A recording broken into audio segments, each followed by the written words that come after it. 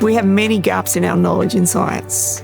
Some of those gaps are because the questions are too hard, and I tend to want to try and unravel those sorts of questions because they're the questions that are going to help us get to the next step in designing a therapeutic or a vaccine. My name is Gabrielle Belz. I'm the Chair of Immunology at the Fraser Institute for the University of Queensland, and I'm an ARC Australian Laureate Fellow. I work on understanding how the immune system works. So that's the part of the body that allows you to be protected from infection. My focus is on a number of those immune cell types, so specifically killer T cells, and a more recently discovered group of cells, which are innate immune cells. And so those cells are situated just under our skin and in the lungs and in the gastrointestinal system. And they're like the frontline defense against different particles from pathogens or foodstuffs or in the air that we breathe. And they really are the cells that program how the immune system will work.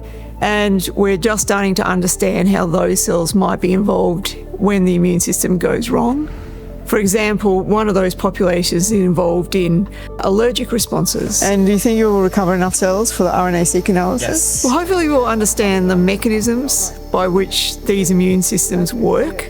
And so we'll be able to design different types of therapeutics, perhaps, to tackle cancer or develop better vaccines against infections such as influenza or herpes virus infections or bacterial infections such as streptococcus that cause rheumatic heart disease. I originally trained as a veterinarian, but then through a series of events that were really unplanned, I ended up in Peter Doherty's lab in Memphis, and he's an amazing mentor. One of the things that's really striking about him is the continued love of really trying to understand and discuss science.